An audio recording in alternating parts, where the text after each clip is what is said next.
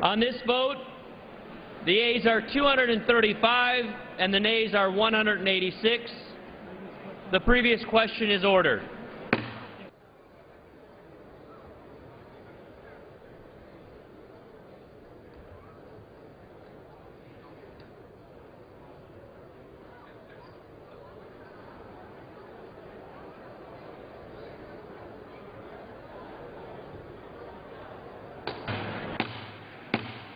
The House will be in order. The House will be in order. The Chair lays before the House a communication.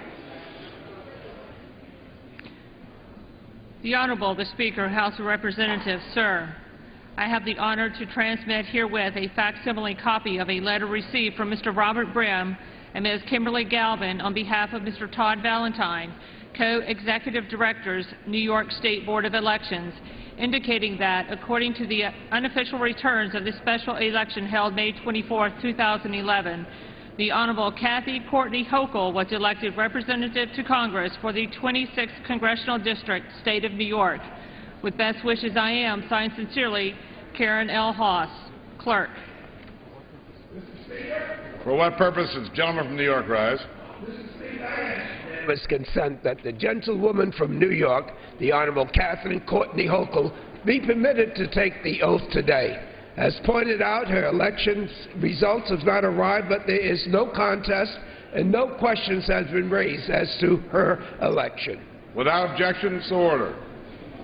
Will the Representative-elect Hochul and the members of the New York delegation present themselves in the well of the House?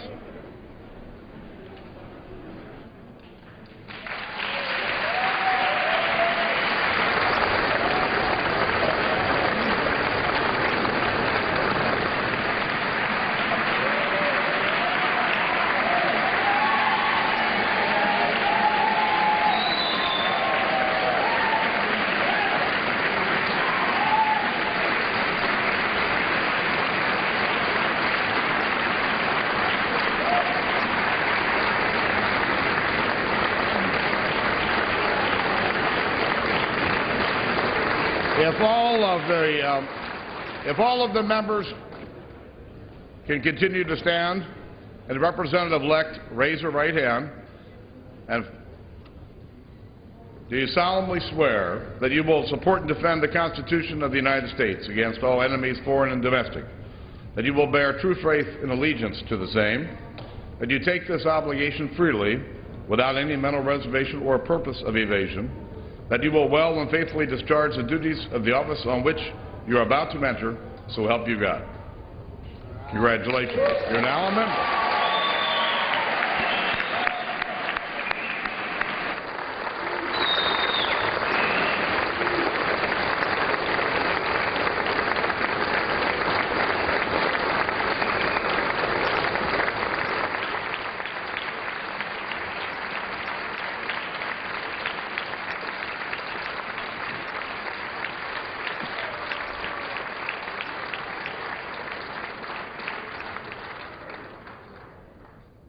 Objection.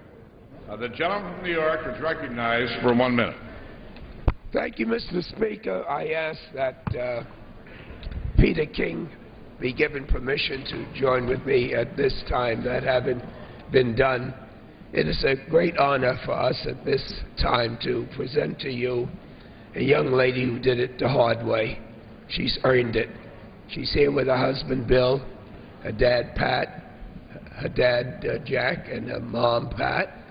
Bill and Katie, the children, are here, and it's symbolic of what a great country that we have, that during this time a person with her credentials can go to the voters and to show that in this great country of ours, the people govern. In order to give her the bipartisan support that she truly deserves, I'd like to yield at this time to my friend, Peter King. Thank you, Mr. Speaker. Mr. Rangel, thank you for yielding, and let me just join all of you and welcome Ms. Hochul to the House of Representatives. Congresswoman, we look forward to working with you on behalf of our nation and our state, and on behalf of all the Republicans in our delegation. We wish you the very best of luck. And I yield back to Mr. Rangel. I present to you Congresswoman Kathleen Courtney Hochul.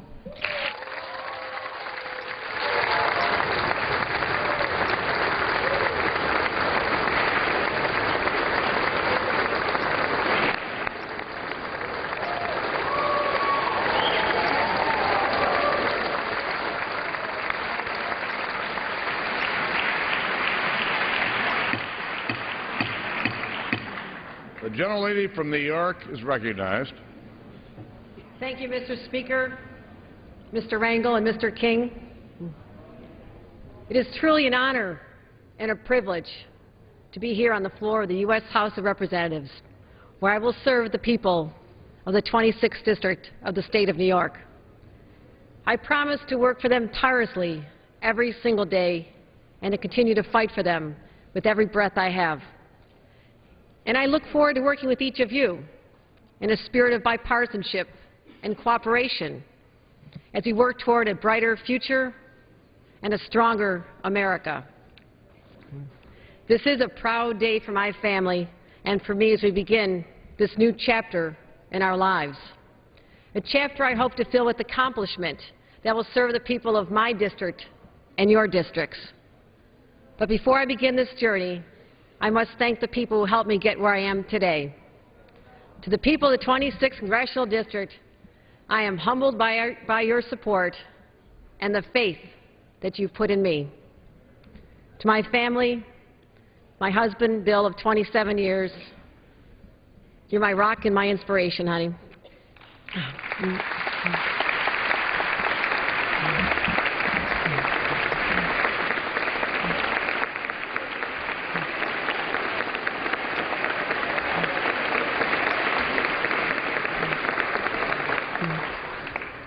My son Billy, my daughter Katie, my parents Jack and Pat Courtney, my brothers and my sister Sheila, who worked tirelessly throughout this entire campaign. A special thanks to the New York congressional delegation, both our senators and dozens of congressmen who supported us throughout this election. To my incredible campaign team and thousands of supporters and volunteers who worked tirelessly throughout this election. And to one of my great mentors, John LaFalce, who I was honored to serve many years ago.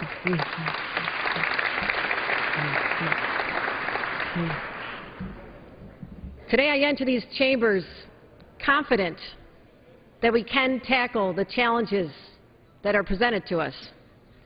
We can and must find common sense solutions to the problem facing each of our districts and our country. As we have learned, our constituents expect and deserve no less. Thank you very much.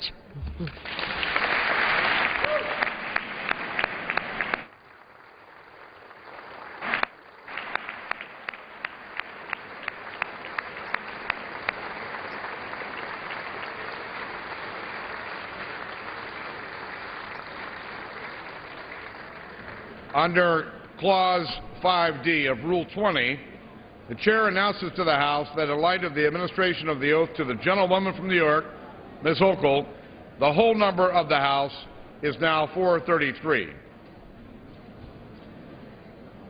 Without objection, 5-minute voting will continue. The unfinished business is the question on adoption of House Resolution 287, which the Chair will put de novo.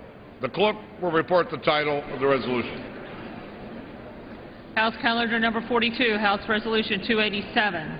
Resolution providing for consideration of the bill H.R. 12-2017, making appropriations for the Department of Homeland Security for the fiscal year ending September 30th, 2012, and for other purposes. Questions on the adoption of the resolution? Those in favor say aye. Those opposed, no. Opinion of the Chair, the ayes have it. Mr. Speaker, I ask John for a from Colorado. A recorded vote is requested. Those favoring a recorded vote will rise. A sufficient number having risen, a recorded vote is ordered. Members will record their vote by electronic device. 5-minute vote.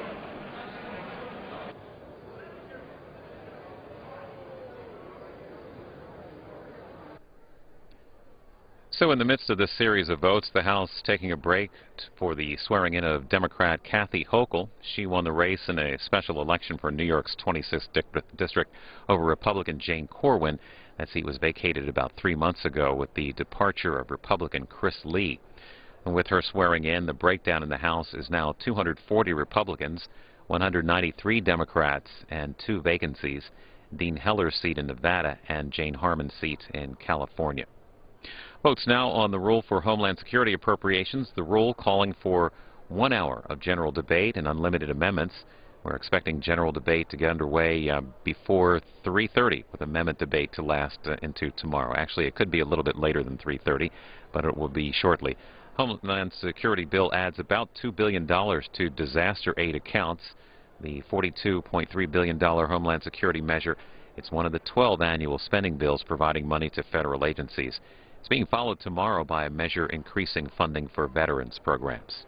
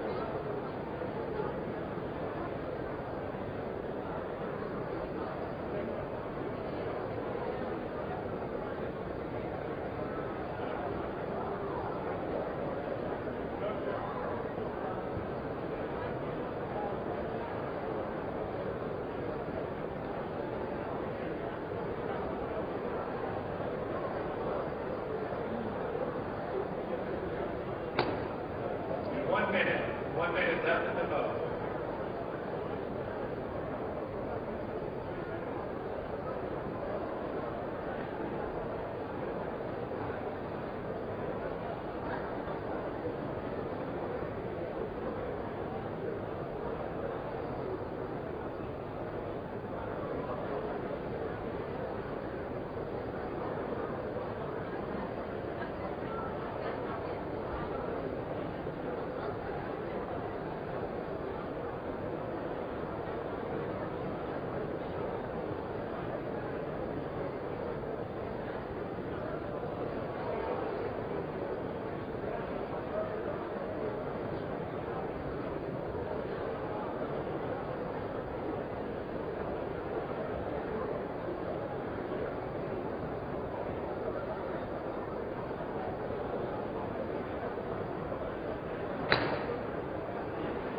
Members voted.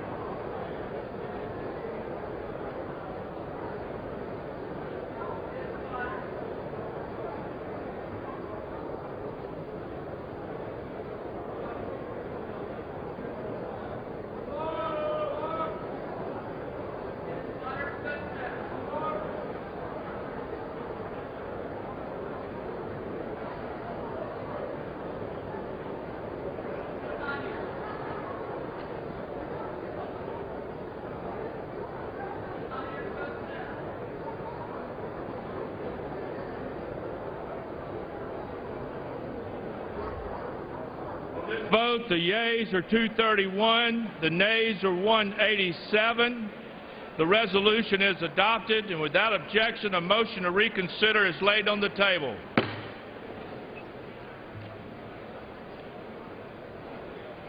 The unfinished business is the vote on the motion of the gentleman from Florida, Mr. Miller, to suspend the rules and pass H.R. 802 as amended, on which the yeas and nays are ordered. The clerk will report the title of the bill. Union Calendar Number 41, H.R. 802, a bill to direct the Secretary of Veterans Affairs to establish a Vet Star Award program. The question is, will the House suspend the rules and pass the bill as amended? Members will record their votes by electronic device. This will be a 5-minute vote.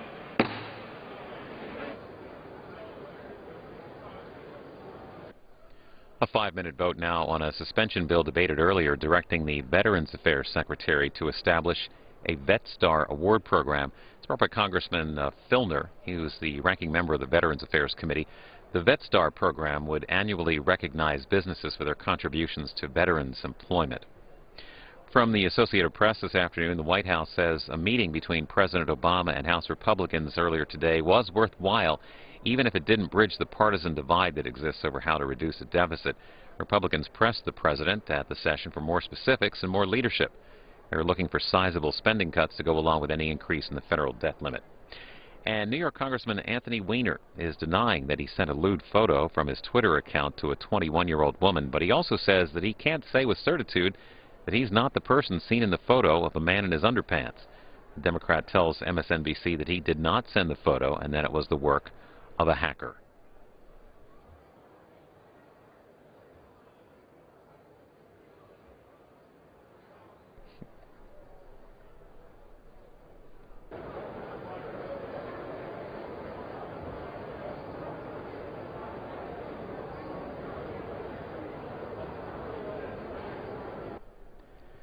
As voting on this suspension bill continues, we'll go now to a look at the Homeland Security Appropriations bill that was debated earlier today.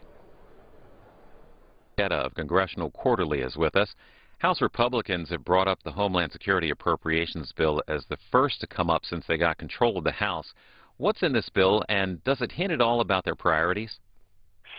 Well, it hints about their spending priorities, that they are serious about reducing government spending, and that the bill itself contains overall reductions to the department and some very specific cuts that even some Republicans, such as House Homeland Committee Chairman Peter King, aren't particularly happy about.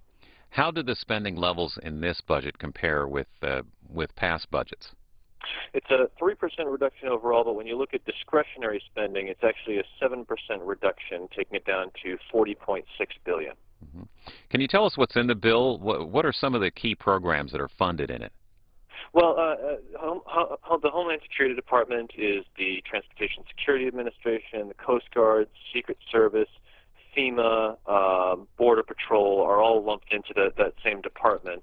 Of the programs being funded, probably the issue that's going to get the most attention is the fact that the department provides a lot of annual money to states and localities in Homeland Security grant funding, and that's actually targeted for a pretty big cut in this bill. The rule allows for unlimited germane amendments. Are there any worth a closer look? Well, actually, the bill does contain a proposal to cut $2.1 billion from grants. That would reduce it to a total of $1 billion, and there are some people who are nervous about the way that the grants would be set up. They'd essentially be in one big pot with no clear indication of how specific grant programs would be funded.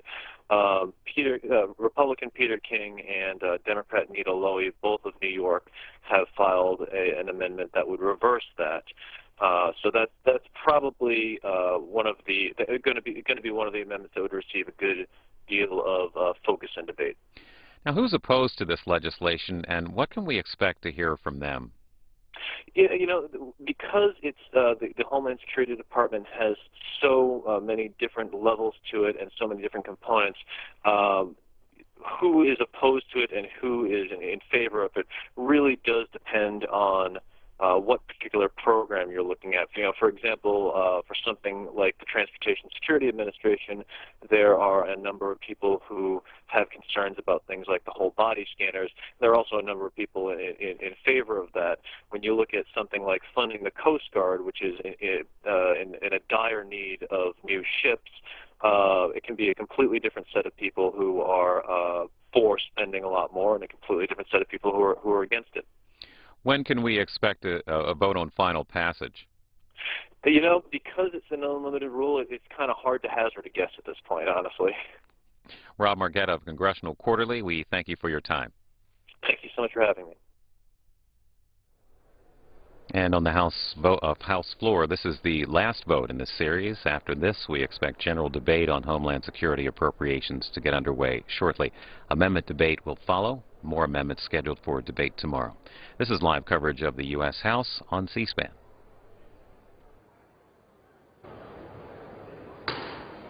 All members voted. All members voted. Any member wish to change their vote?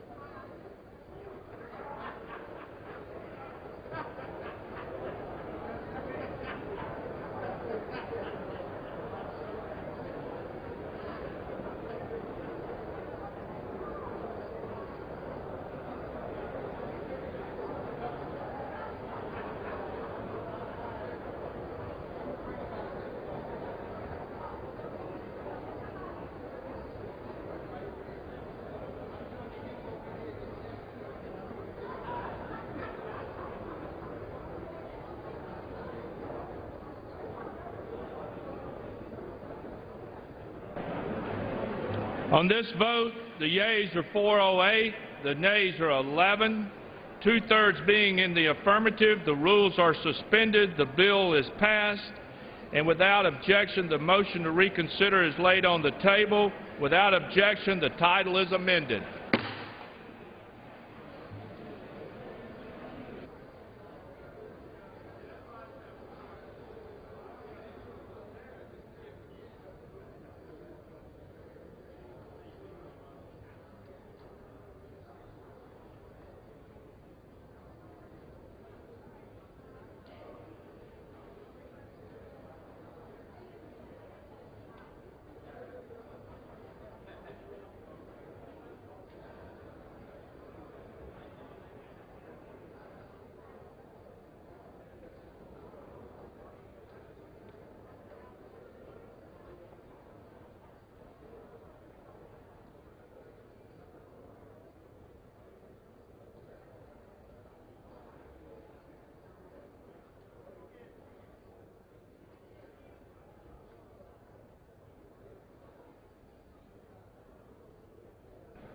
Does the gentleman from Alabama seek recognition?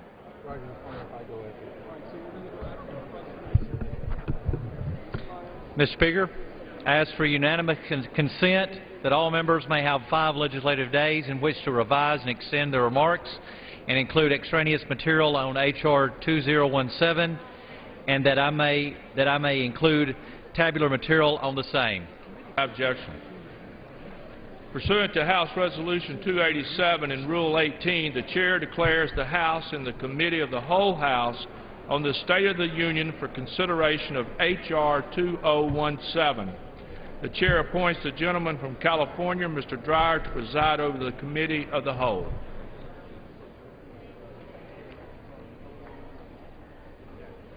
Robert, you okay? You need any help? I'm good now. May later on the afternoon. We'll let you know. I'll check. I'll call. Call me if you need me. Yeah, if you need me. The House is in the Committee of the Whole House on the State of the Union for the consideration of H.R. 2017, which the clerk will report by title. A bill making appropriations for the Department of Homeland Security for the fiscal year ending September 30th, 2012, and for other purposes. Pursuant to the rule, the bill is considered read the first time. The gentleman from Alabama, Mr. Adderholt, and the gentleman from North Carolina, Mr. Price, each will control 30 minutes. Chair recognizes the gentleman from Alabama. Thank you, Mr. Chairman. I yield myself as much time as I may consume. Gentleman's recognized. It is my honor to present the fiscal year 2012 appropriation bill for the Department of Homeland Security. Distinguished Chairman of the Appropriations Committee is absolutely right. The House is not in order. Will take their seats and with discussions retire to the cloakroom. Gentleman from Alabama. Thank you. It is my honor to present the fiscal year 2012 appropriations bill for the Department of Homeland Security. This bill before us today, perhaps more than any other bill, exemplifies the difficult choices that need to be made in order to address our nation's fiscal crisis. This bill demonstrates how we can fully fund vital security programs while also reducing spending overall. Furthermore, this bill does not represent a false choice between fiscal responsibility and security. Both are national security priorities, and both are vigorously addressed in this bill. I'm under no illusion that everyone here in this chamber will agree with the spending reductions included in this legislation. But now, more than ever, our government needs fiscal discipline, and this bill takes the necessary steps toward that goal. The bottom line, more money and more government do not equal more security. So in this time of skyrocketing debt and persistent threats, we must get our homeland security priorities right. The bill before us today provides $40.6 billion in discretionary funding, or almost $3 billion, which is 7% below the request, and $1.1 billion, or almost 3% below the FY11 level. In addition, the bill also includes $1 billion in offset emergency supplemental funding for FEMA's Disaster Relief Fund immediately upon enactment. There are no earmarks that are set out in this bill or the accompanying report. The bill places priority on funding our nation's greatest security needs, fully funding all frontline personnel such as Border Security, CBP officers, ICE officers, Coast Guard military personnel, and Secret Service agents, and fully funding all intelligence, watch listing, and threats targeting functions. In addition, the bill provides funding where the administration and the Department of Homeland Security have failed.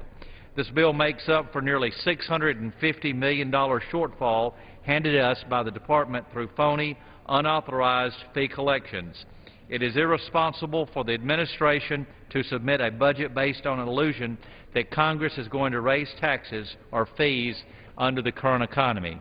This bill also addresses the wholly inadequate request for disaster relief funding and provides the resources to help our communities recover from natural disasters, like the unprecedented flooding across the Mississippi Valley, the tornadoes that had devastated my home state of Alabama a few weeks ago, and of course the horrific tornado that destroyed much of Joplin, Missouri just a little over a week ago. However, programs that have been underperforming and failing to execute their budgets, or which have repeatedly ignored congressional directives to measure the results, are significantly reduced. In short, this bill places a priority on the taxpayers' limited dollars toward the security programs that will have an immediate impact upon our national security and responsibly reduces spending wherever possible. The bill is constructed around three core principles. Number one, fiscal discipline. Number two, targeted investments in security operations and disaster relief. And number three, meaningful, hard-hitting oversight. First, on fiscal discipline. The bill goes further than simply cutting spending. This bill insists upon real reform. Reform in how the Department justifies its budget, reform on how FEMA manages first responder grants, and reform on how FEMA, the Department, and the administration budget for the cost of disaster relief. Number two, on security, the bill includes nearly $150 million worth of targeted investments above the budget request for security operations. The frontline programs that are among the most critical at keeping our nation secure, and these and these activities that directly countered recent terrorist attacks and addressed known threats. On disaster relief, I have seen firsthand of what natural disasters can do over the past few weeks, and I can tell you that my constituents in Alabama are expecting FEMA to get it right. So this bill picks up from where we left off in FY11 and provides an increase of $850 million above the request and within the budget for FEMA's Disaster Relief Fund to address the known and expected cost of disasters in FY 2012.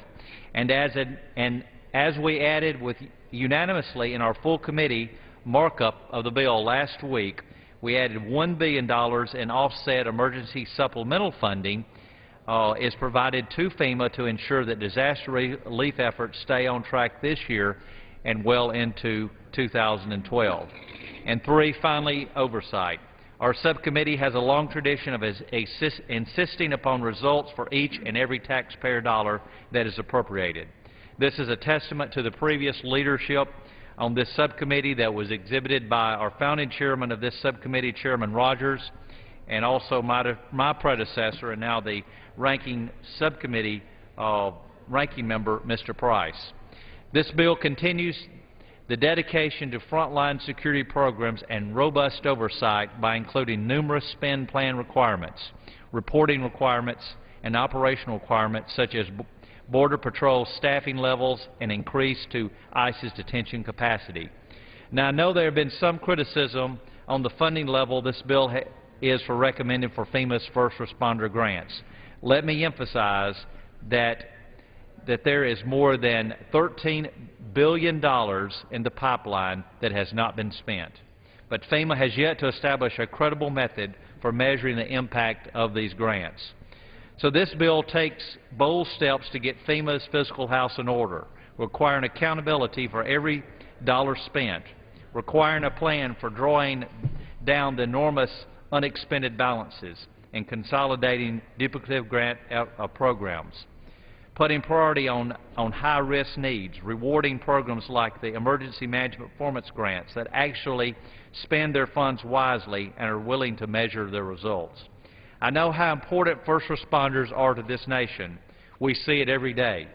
But we simply cannot keep on throwing money into a clogged pipeline when our debt is soaring out of control.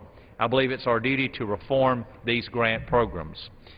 Mr. Chairman, this bill is about putting a priority on limited dollars and robustly supporting the most essential functions.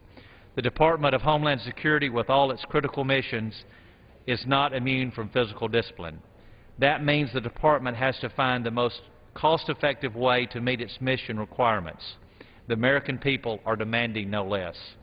In closing, let me thank Ranking Member Price. Although we have certainly had a turbulent year, he has been a statesman and a true partner as we've worked on this vital bill.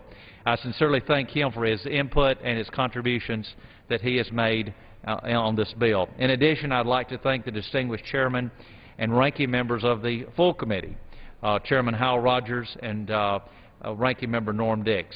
As much as we have had to make difficult choices and trade-offs at subcommittee level, I know that both of these gentlemen have had to make much more difficult decisions dealing with all 12 subcommittee budgets. Finally, I'd like to take a moment to thank the committee staff for their hard work on this bill, namely Stephanie Gupta and Paul Cox on the minority staff, Jeff Ashford, Chris Mallard, Kathy Kraninger, Miles Taylor, Rebecca Orr, Brian Rail, Mark Dawson, Anne Marie Malika, and Ben Nicholson, who is the clerk of this committee on the majority side.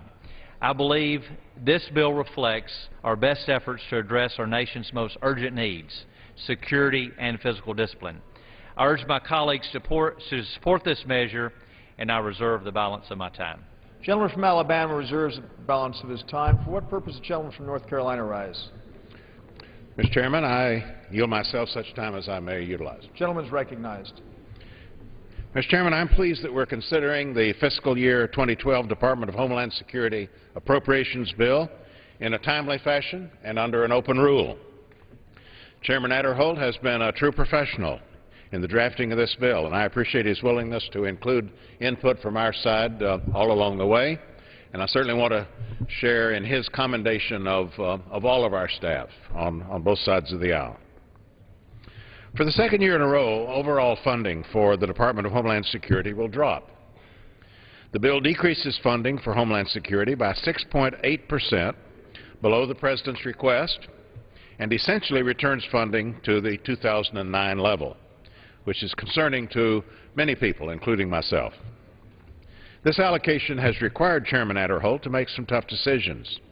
He has been able to retain adequate funding for the frontline employees of the Department of Homeland Security to continue conducting critical operations along our borders, to protect our nation's airports and seaports, and to respond to the waves of natural disasters that our country has experienced this spring. The same, however, is not true, unfortunately, of Homeland Security grant programs, which are cut radically. Providing a total of $1 billion for all state and local grants, or 65% below the President's request, and providing $350 million for firefighter assistance grants. That's almost 50% below an already reduced request. Breaks faith with the states and localities that depend on us as partners to secure our communities. These cuts will be especially harmful as many of our states and municipalities are being forced to slash their own budgets. For example, according to the International Association of Firefighters, 1,600 fewer local firefighters will be on the job if the cuts in this bill are enacted. I can't conceive of any defensible argument for cuts of this magnitude. Cuts that come on top of cuts to grants already made in the fiscal 2011 appropriations. They will do great damage to local preparedness, to emergency response in our communities, and to the recovering economy. These grant programs equip our state and local partners to be ready for a disaster, so they can mitigate its impact and respond effectively. While this bill rightly seeks to help states and localities rebuild after a disaster strikes, it decimates the work required to prepare for a disaster before it happens. That exposes our communities to greater risk, and it potentially raises the cost of attacks and disasters when they do occur. And we shouldn't ignore the impact of first responder layoffs on our economic recovery. This bill recommends other drastic reductions, for example, by cutting research funding in half.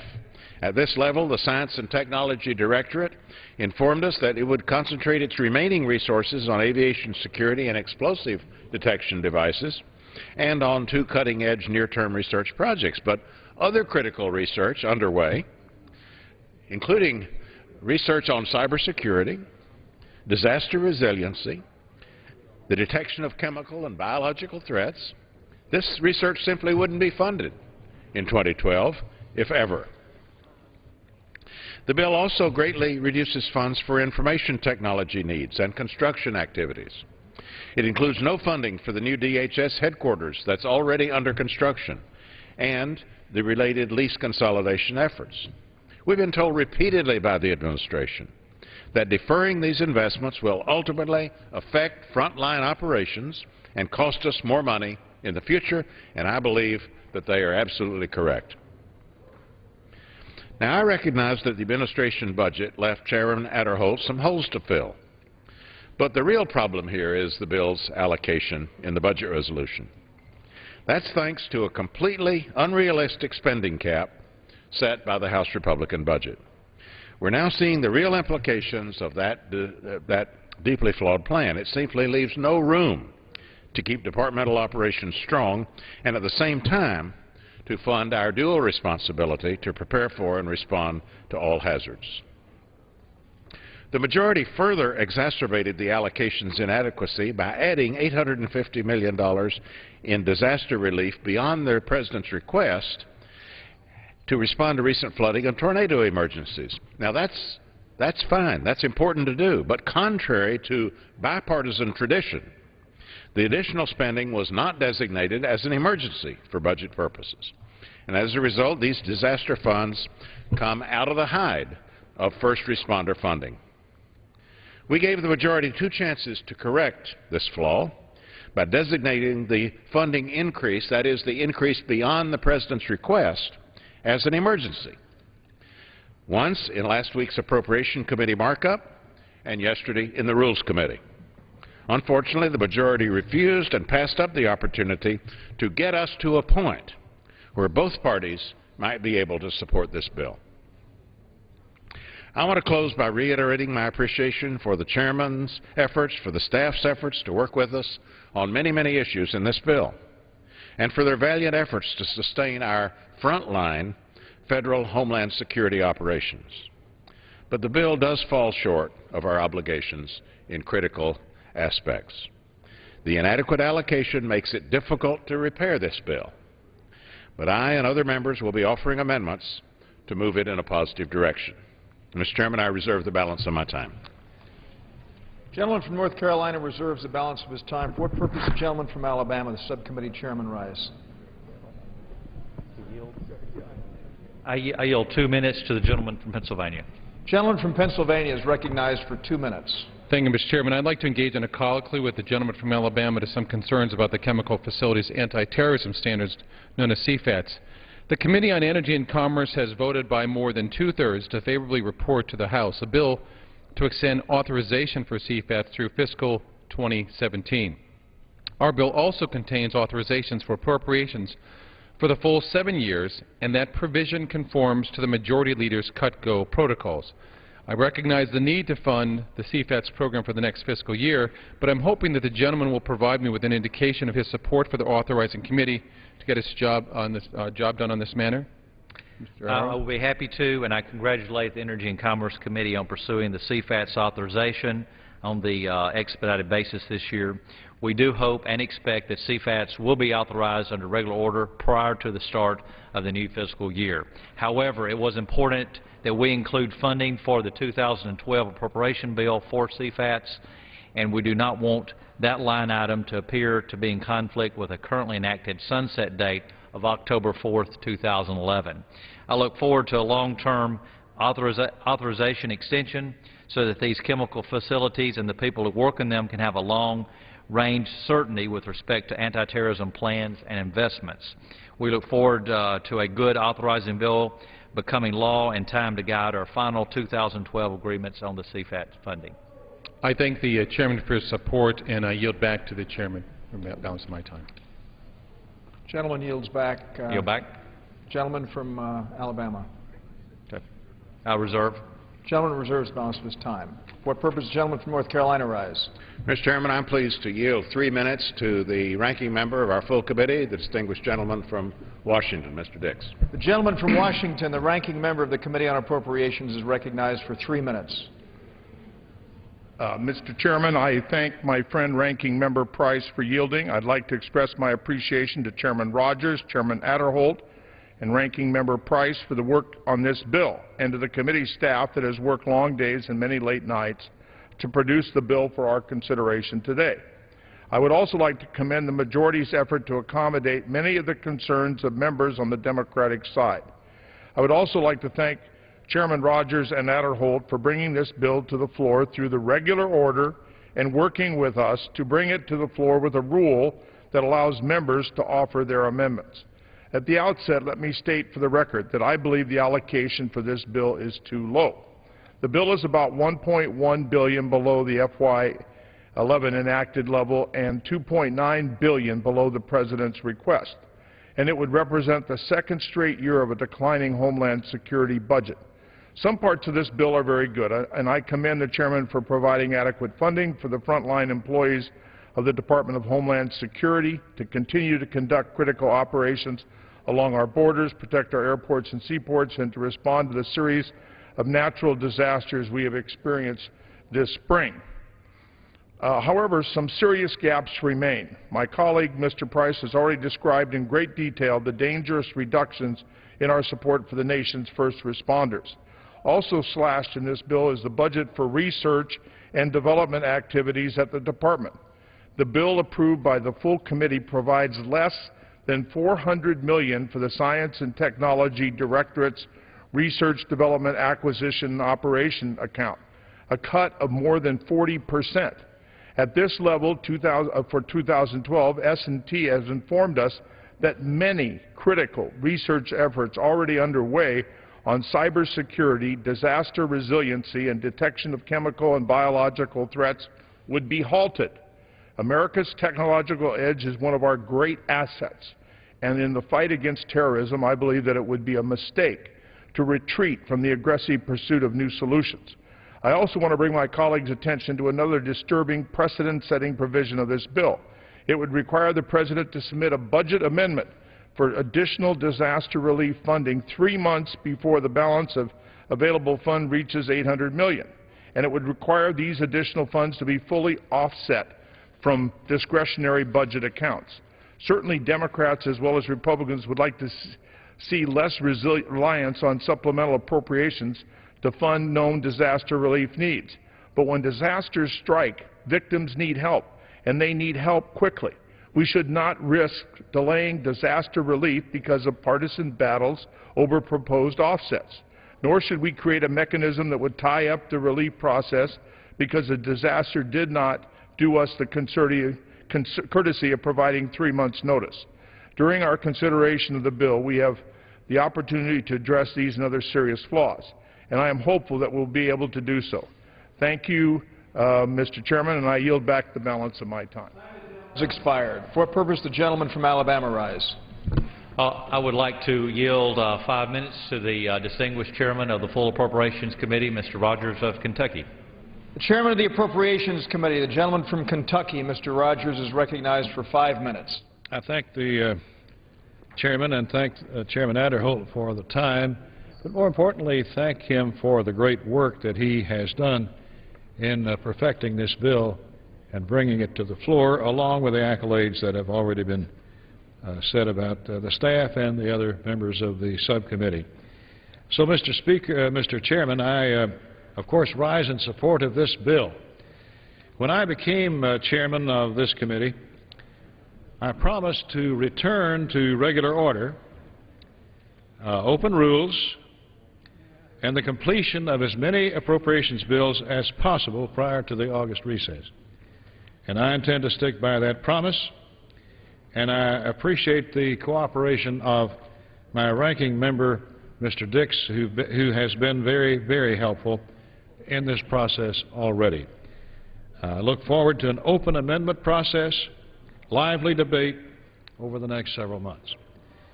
I also vowed, Mr. Chairman, that we would cut spending wherever possible to help balance our budgets. The Appropriations Committee is dedicated to the careful stewardship of taxpayer dollars. And you'll see that in each of these bills, these 12 bills that we put out this year, that will be a hallmark, careful stewardship of money. We've had to make the most of our very limited resources in all areas of government, and that includes the Department of Homeland Security. We began this year with the Homeland Security Appropriations Bill because we can all agree that our national security is #1 priority. Every day, our citizens worry about constant terrorist threats, the security of our air and seaports, and the defense of our borders. But we also face the very real dangers of uncontrolled spending and skyrocketing debt. Americans deserve to live and work in a country that will protect not only their physical safety, but also their economic livelihood. This bill maintains the crucial measures that keep our citizens safe while also reining in out-of-control, dangerous deficit spending, providing $40.6 billion in total non-emergency funding for the various programs within DHS. This is a decrease of $1.1 billion below last year's level. It funds the critical frontline personnel, operations and programs needed to uphold the highest levels of national security. Within this bill, we've bolstered our immigration and border security efforts, funded the maritime and security activities of the Coast Guard, and boosted security efforts to address air and boosted security efforts to address air cargo threats. The bill also addresses the President's overtly inadequate request for known disaster relief costs. It can be nearly impossible, in fact it is impossible, to plan for acts of God.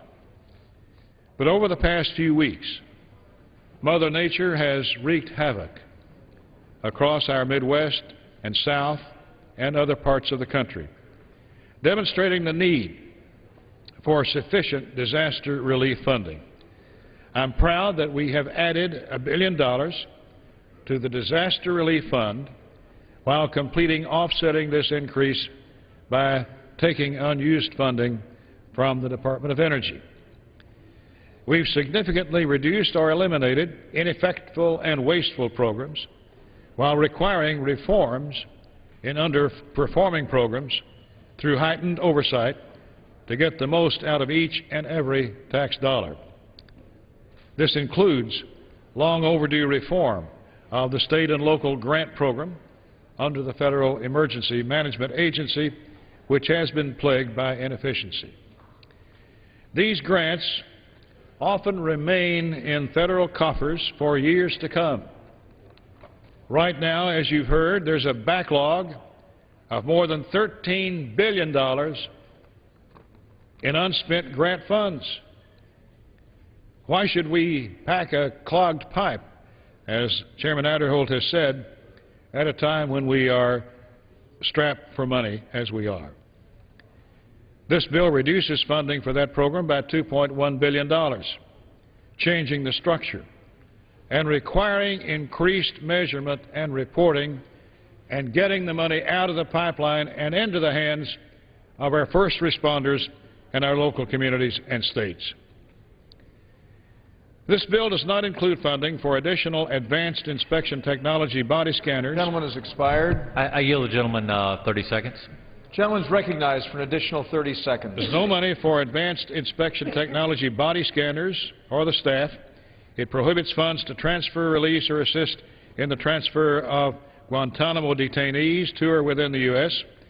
In accordance with the House rules, there are no earmarks in this bill. The misleading budget request from the President for DHS included undefined and unspecified administrative savings and relied on $650 million of revenue from fees Congress has not approved. This bill follows both the spirit and the letter of the law, that we must make real budget cuts. Name of the gentleman from and that's Kentucky. what we do. I yield him 15 seconds. I yield back. Gentleman yields back. For what purpose does the gentleman from North Carolina rise? Mr. Chairman, I yield 3 minutes to one of our fine subcommittee members from California, Ms. Roybal Allard. Gentlewoman from California, Ms. Roybal Allard, is recognized for 3 minutes. Mr. Speaker, I rise in strong opposition to this bill, which irresponsibly slashes over $1 billion from programs that protect and support the ability of our local police, firefighters, and emergency medical personnel to quickly and adequately respond to a disaster or a terrorist attack. The destructive flooding across the Mississippi Basin and the devastating tornadoes in Alabama and Missouri have demonstrated the need for a rapid and effective response to save lives. This is true of other parts of our country, like my home city of Los Angeles, which is vulnerable to fires and earthquakes and is one of the top 10 targets for a terrorist attack. My police departments, firefighters, and first responders have said that the cuts in this bill will delay their implementation of a badly needed interoperable communication system, which is critical to their emergency coordination efforts. It was the lack of this kind of technology during the 9/11 attacks that contributed to hundreds of deaths. The cuts in this bill also jeopardize the security of our nation's ports. The Port of Los Angeles Long Beach, for example, tells us that the cuts to port security grants would seriously threaten their ability to protect the port and to continue critical security training programs. An attack on this complex alone would have devastating consequences on our economy. FEMA Director Craig Fugate testified before our subcommittee that degrading the capabilities of state and local governments would likely magnify the impact of a disaster and ultimately increase the total cost to taxpayers. This bill turns a blind eye to these realities. It is a dangerous bill that weakens our national security and undermines the ability of our first responders to safely meet the dangerous challenges they face every day. America cannot cut its way to greater security. Today's realities require that our first responders and our Department of Homeland Security receive funding commensurate with the scale and the severity of the threats America faces. I ask my colleagues to join me in opposing H.R. 2017. I yield back the balance of my time. Gentlewoman yields back the balance of her time. For what purpose does the gentleman from Alabama rise? I would like to yield 2 minutes to the gentleman from Texas, Mr. Carter. Gentleman from Texas, Mr. Carter, is recognized for 2 minutes. Thank you, Mr. Chairman. I rise today in support of fiscal year 2012 Department of Homeland Security Appropriations Act. This bill cuts $1.1 billion from last year's level and $3 billion from the President's request while still providing the resources needed to ensure that our borders are safe and secure and our homeland is safe and secure. All frontline defenders, including the Border Patrol, Immigration and Customs Enforcement agents, Coast Guard military personnel, and Secret Service agents are fully funded.